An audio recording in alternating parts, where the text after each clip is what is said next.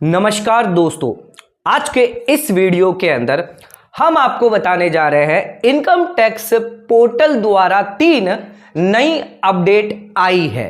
1 अप्रैल 2024 को income tax return filers के लिए 3 मेन अपडेट है, जिसके बारे में इस वीडियो के अंदर हम डिस्कस करेंगे।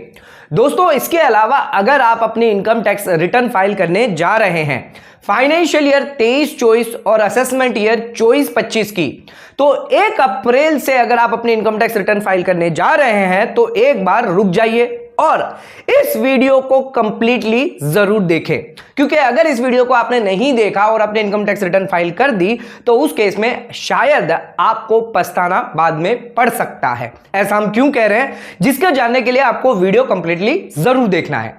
तो इनकम टैक्स रिटर्न फाइल करने में जल्दी ना करें, वीडियो कंप्लीटली देखें, सारी बातें समझें, उसके बाद अपनी इनकम टैक्स रिटर्न फाइल करेंगे, तब आपको कोई भी दिक्कत नहीं होगी। तो दोस्तों, अगर अभी तक आपने हमारे चैनल को सब्सक्राइब नहीं किया है तो सब्सक्राइब कर लीजिए और बेल आइकन पर नोटिफिकेशन पे क्लिक कर लीजिए, ताकि आपको आने वाले सभी नोटिफिकेशन रिगार्डिंग हमारे वीडियो से रेगुलरली मिलते रहें। आइए स्टार्ट करते अपने आज के वीडियो को बिना देरी करते हुए।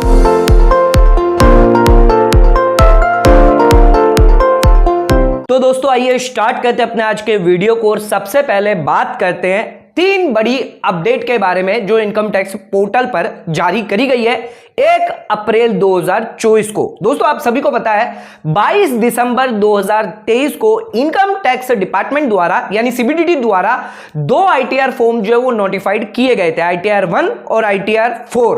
उसके कुछ महीने के अंदर ही अंदर आपके लिए आईटीआर बाकी के जो आईटीआर थे आईटीआर 2, 3, 5 और 6 वो भी नोटिफाइड कर दिए गए थे। यानी 31 मार्च से पहले पहले आपके लिए आईटीआर 1 से लेकर आईटीआर 6 जो थे वो नोटिफाई कर दिए गए थे, जो इफेक्टिव आपके लिए 1 अप्रैल 2024 से होंगे। यानी 1 अप्रैल 2024 से आप अपनी इनकम टैक्स रिटर्न जो है वो फाइल कर सकते हैं, क्योंकि आपके आईटीआर नोटिफाइड जो है वो ऑलरेडी कर दिए गए हैं।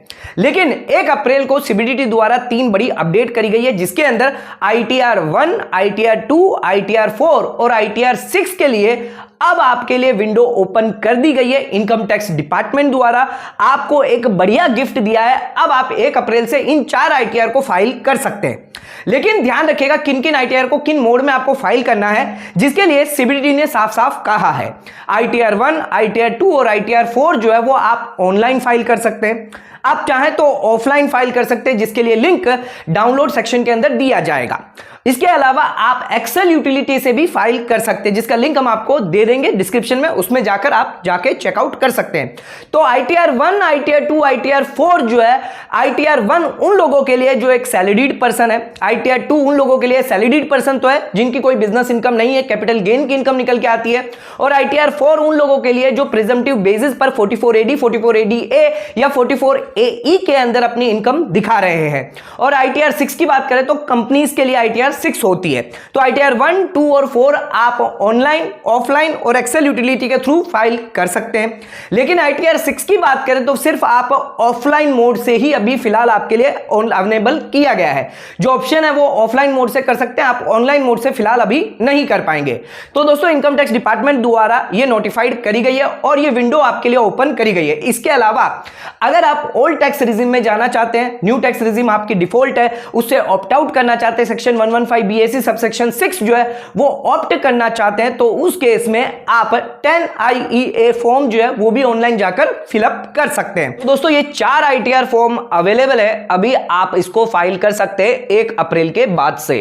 लेकिन फिलहाल कुछ ऐसे टैक्स पेयर है, यानी ज्यादातर ऐसे जो टैक्स पेयर है, उन्हें अपनी अभी भी इनकम टैक्स रिटर्न जो है वो फाइल नहीं करनी है। ऐसा क्यों है, आइए जानते हैं इसके बारे में थोड़ा सा डिटेल में कि क्यों अभी आपको अपनी इनकम टैक्स रिटर्न फाइल नहीं करनी है, क्या कारण है, किस वजह से हम ये कह रहे हैं, जिसको जानना आपके लिए जरूरी है। क्योंकि अगर आप फाइल कर देंगे तो बाद में फिर से आपको दिक्कत हो सकती है, परेशानी हो सकती है, या फिर आपको रिटर्न अपनी रिवाइज भी करवानी पड़ सकती है। तो आइए जानते हैं क्या ऐसा कारण है जिस वजह से फिलहाल अभी आपको इनकम टैक्स रिटर्न जो है वो 1 अप्रैल से फाइल नहीं करनी है। दोस्तों, इनकम टैक्स रिटर्न हमें क्यों नहीं फाइल करनी चाहिए, इससे पहले हमें यह जानना जरूरी है कि फाइनेंशियल ईयर 23-24 यानी असेसमेंट ईयर 24-25 की income income tax return filing की ड्यू डेट क्या है, यानी लास्ट डेट क्या है, तब तक हमें इनकम टैक्स रिटर्न फाइल करनी है। अगर ये लास्ट डेट चली जाती है, ड्यू डेट चली जाती है, तो उस केस में हमें कितनी लेट फीस लगेगी, क्या चार्जेस देने पड़ सकते हैं, ये जान लेते हैं। तो ड्यू डेट की बात करते हैं, तो अगर आप एक नॉन ऑडिट केस है, तो उस केस में आपकी जो ड्यू डेट है वो 31 जुलाई है। अगर आप एक सैलरीड पर्सन है या फिर प्रेजेंटिव बेसिस पर इनकम दिखाना चाहते हैं, आपका टर्नओवर जो है वो एक्सीड नहीं हुआ है 1 करोड़ से ज्यादा, या 2 करोड़ से ज्यादा नहीं है, या 10 करोड़ से ज्यादा नहीं है, तो उस केस में आप नॉन ऑडिट केस में आते हैं, यानी आप पर इनकम टैक्स की ऑडिट एप्लीकेबिलिटी नहीं होती है, जिस वजह से आपकी जो ड्यू डेट है वो 31 जुलाई है। अगर ये ड्यू डेट चली जाती है, यानी 31 जुलाई से पहले पहले आपको अपनी इनकम टैक्स रिटर्न फाइल करनी है। अप्रैल, मई, जून, जुलाई 4 महीने का टाइम पीरियड दिया गया है सरकार की तरफ से, जिसके अंदर आपको अपनी इनकम टैक्स रिटर्न फाइल करनी है विदाउट लेट फीस के। अब 31 जुलाई अगर निकल जाती है, जिसके बाद आप 31 दिसंबर तक belated income tax return file कर सकते हैं कुछ लेट फीस के साथ। इसके अंदर इनकम क्राइटेरिया दिया गया है, अगर आपकी इनकम 5 लाख से ज्यादा है तो उस केस में belated income tax return file करने पर आपको 5,000 की लेट फीस लगेगी, और अगर आपकी 5 लाख से इनकम कम है, 2.5 लाख से ज्यादा है, तो उस केस में 1,000 की लेट फीस लग जाएगी, और 2.5 लाख से इनकम कम रहेगी तब उस केस में 1 रुपए की भी आपको लेट फीस नहीं लगेगी। अब 31 दिसंबर भी अगर निकल जाता है तो उस केस में 31 मार्च के बाद से आप अपडेटेड रिटर्न 2 साल तक फाइल कर पाएंगे। अब दोस्तों ये जानते हैं कि 1 अप्रैल से हमें क्यों इनकम टैक्स रिटर्न फाइल नहीं करनी और कब हमें अपनी इनकम टैक्स रिटर्न फाइल करनी चाहिए। दोस्तों आइए अब बात करते हैं, ज्यादातर केसेस में 1 अप्रैल से आप लोगों को इनकम टैक्स रिटर्न फाइल नहीं करनी चाहिए। कौन से ऐसे केसेस हैं, आइए जान लेते हैं, यानी किन किन टैक्स पेयर को जल्दबाजी नहीं करनी है अपनी इनकम टैक्स रिटर्न फाइल करने के लिए।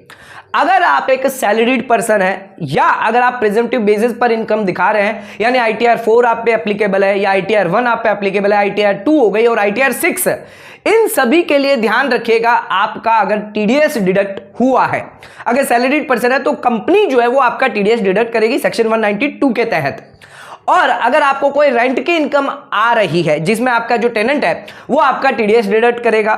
इसके अलावा अगर आपको कोई इंटरेस्ट इनकम मिल रही है, यानी बैंक में फिक्स डिपॉजिट करवाई है जिससे बैंक जो है आपका TDS डिडक्ट करिए, 40 या 50,000 से ज्यादा क्रॉस हो रहा है, इंटरेस्ट ज्यादा पे करिए तो उस पर TDS डिडक्ट करेगी। तो ध्यान रखिएगा जो भी आपके डिडक्टर है, चाहे आपका एम्प्लॉयर हो गया, बैंक हो गई, या आपका टेनेंट हो गया, जिन्हें अपने Q4 की TDS रिटर्न फाइल करनी होती है फाइनेंशियल ईयर 23-24 की, जिसकी आखिरी डेट है 31 मई 2024। ये बात करी हमने TDS के लिए, यानी TDS रिटर्न जो है उन्हें 31 मई तक डेट दी गई है, उससे पहले पहले उन्हें अपनी TDS रिटर्न जमा करनी है। और TCS की बात करें तो 15 मई 2024 आखिरी डेट है, यानी इस डेट तक तो आपका जो TDS या आपका TCS जो कटा है वो अभी तक रिफ्लेक्ट नहीं होगा। यानी 1 अप्रैल से जो लोग फाइल करने की जल्दबाजी करेंगे उनके ना ही 26AS के अंदर ना ही AIS के अंदर वो TDS रिफ्लेक्ट शायद नहीं होगा, क्योंकि अभी तक TDS रिटर्न ही फाइल नहीं हुई है, यानी बैंक ने आपका TDS ही जमा नहीं करवाया है, या आपके टेनेंट ने या आपके एम्प्लॉयर ने TDS रिटर्न ही नहीं भरा है, तो उस केस में आपके 26AS में वो TDS रिटर्न यानी TDS जो है वो आपको रिफ्लेक्ट नहीं होगा, ना ही उसका आप रिफंड क्लेम कर पाएंगे अपने इनकम टैक्स रिटर्न में। तो दोस्तों अगर जल्दबाजी आप करेंगे, इनकम टैक्स रिटर्न फाइल कर देंगे, तो उस केस में आपका जो TDS है वो पेंडिंग दिखाने लग जाएगा, जिसकी वजह से आपको फिर से अपनी इनकम टैक्स रिटर्न जो है वो फाइल करनी पड़ सकती है। अब 31 मई तक जो जो TDS रिटर्न फाइल हो गए हैं, यानी जो जो TDS आपका फाइल हो गया है वो अभी भी रिफ्लेक्ट नहीं होगा, 1 से 2 वीक के अंदर अंदर, यानी जून के 1 से 2 वीक के बाद ही वो रिफ्लेक्ट होगा आपके 26AS के अंदर। यानी जून के 15 तारीख या 20 तारीख से पहले पहले आप अपनी इनकम टैक्स रिटर्न तो फाइल नहीं कर पाएंगे। सरकार ने आपको भले ही 4 महीने का समय पीरियड दिया है, लेकिन आपके पास सिर्फ 2 महीने का ही टाइम पीरियड रहेगा, यानी जून का महीना रहेगा और जुलाई का महीना रहेगा, बिना लेट फीस के आप अपनी इनकम टैक्स रिटर्न फाइल कर पाएंगे। तो ध्यान रखिएगा 31 मई के बाद 1 से 2 वीक के अंदर समय लगेगा आपका TDS अपडेट होने में 26AS में। जब तक वो अपडेट नहीं होता, ऐसे टैक्स पेयर को जिनका TDS कटा है उन्हें इनकम टैक्स रिटर्न तब तक होल्ड करके रखनी है, फाइल नहीं करनी है। अगर आपका TCS है तो 15 मई के बाद आप कर पाएंगे जब आपका अपडेट हो जाएगा। तो सबसे पहले आपको 26AS जाके चेक करना है, अपना AIS चेक करना है। दोस्तों AIS की बात करें तो SFT रिलेटेड जो बैंक होते होती है। अगर आपका जो कैश ट्रांजैक्शन, डिपॉजिट जो ट्रांजैक्शन है सेविंग बैंक अकाउंट में, अगर वो 10 लाख से ज्यादा चला जाता है, ऐसे सभी जो ट्रांजैक्शन होते हैं जो बैंक रिपोर्ट करती है, म्यूचुअल फंड कंपनी रिपोर्ट करती है, या करंट अकाउंट अगर आपका कहीं पर है, पोस्ट ऑफिस में है, सेविंग बैंक अकाउंट है, तो वहां पर पोस्ट ऑफिस हो गई, बैंक हो गई, इन्हें रिपोर्टिंग करनी होती है। तो ये रिपोर्टिंग जो वो 31 मई से पहले पहले करेगी, जिसके बाद ही एआईएस के अंदर ये सब अपडेट होगा। यानी 31 मई बहुत ज्यादा इंपॉर्टेंट है आप सभी के लिए। अगर आप 1 अप्रैल से 31 मई की बात करें तो इन 3 महीने के अंदर अगर आपका टीडीएस डिडक्ट होना है या फिर एआईएस अपडेट की बात करें तो आप अपने इनकम टैक्स रिटर्न फाइल नहीं कर पाएंगे। 31 मई के बाद यानी जून के महीने में ही आप अपने इनकम टैक्स रिटर्न जो है वो फाइल कर सकते हैं, जिसके लिए आपको सिर्फ 1 से 1.5 महीने का ही समय पीरियड दिया गया है सरकार ने। भले ही आपको नोटिफाइड कर दिया आपकी आईटीआर 6 महीने पहले, या फिर आपके लिए इफेक्टिव 1 अप्रैल से क्यों ना हो, लेकिन जब अगर आपका टीडीएस डिडक्ट हुआ है, अगर आपका टीसीएस डिडक्ट हुआ है, एआईएस की बात करें तो ये सभी चीजें अपडेट 31 मई से पहले पहले नहीं होने वाली है। यानी 31 मई से पहले पहले हमें किसी भी हालत में अपनी इनकम टैक्स रिटर्न फाइल नहीं करनी है। दोस्तों गए साल हमने देखा था जिन लोगों ने मई के महीने में इनकम टैक्स रिटर्न ज्यादातर फाइल करी थी, उन लोगों की इनकम टैक्स रिटर्न 2-2, 3-3 महीने तक अपडेट नहीं हो रही थी, यानी प्रोसेस ही नहीं हो रही थी, जिस वजह से उनको परेशानी आ रही थी। और जिन लोगों को लास्ट डेट पर यानी जुलाई के पीरियड के अंदर जिन लोगों ने अपनी इनकम टैक्स रिटर्न फाइल करी थी, उनकी फटाफट प्रोसेस हो रही थी, रिफंड भी उनका आ रहा था। तो जिन लोगों ने 2 या 3 महीने पहले अगर रिटर्न भरी है, उन लोगों के लिए भी परेशानी हो रही थी। तो यह ध्यान रखना है कि हमें 31 मई के बाद यानी कब तक हमें रिटर्न फाइल करना स्टार्ट करना चाहिए, जब तक हमारे 26 एएस के अंदर, एआईएस के अंदर सभी चीजें अपडेटेड नहीं हो जाती, यानी 15 जून के बाद ही आप अपनी इनकम टैक्स रिटर्न जो है वो फाइल करना शुरू कर सकते हैं। तो ध्यान रखिएगा 15 जून से पहले करते हैं तो उस केस में आपको वापस अपनी इनकम टैक्स रिटर्न शायद हो सकता है रिवाइज करनी पड़ सकती है। तो ध्यान रखिएगा आप वापस रिवाइज ना करें, जिस वजह से एक बार आप अपनी इनकम टैक्स रिटर्न जो वो होल्ड कर सकते हैं। अब जिन लोगों का टीडीएस कोई डिडक्ट नहीं होना है, टीसीएस डिडक्ट नहीं होना है, वो अपनी इनकम टैक्स रिटर्न जो चाहे तो फाइल करें या नहीं चाहे तो वो होल्ड भी कर सकते हैं। तो अगर आपको लगता है कि आपका कोई टीडीएस डिडक्ट नहीं हुआ है या आपका कोई भी टीसीएस डिडक्ट नहीं हुआ है, आपको कोई भी रिफंड नहीं लेना है, तो उस केस में आप अपनी इनकम टैक्स रिटर्न 1 अप्रैल से भरना स्टार्ट कर सकते हैं। दोस्तों आज के वीडियो के अंदर हमने आपको पूरी जानकारी दी कि क्यों आपको इनकम टैक्स रिटर्न फाइल करने की जल्दबाजी नहीं करनी चाहिए। जब तक 26 एआईएस आपका अपडेट नहीं हो जाता, यानी 31 मई तक अपडेट जब तक नहीं हो जाता, तब तक आपको अपनी इनकम टैक्स रिटर्न को होल्ड करना अगर आपका टीडीएस या टीसीएस डिडक्ट हुआ है।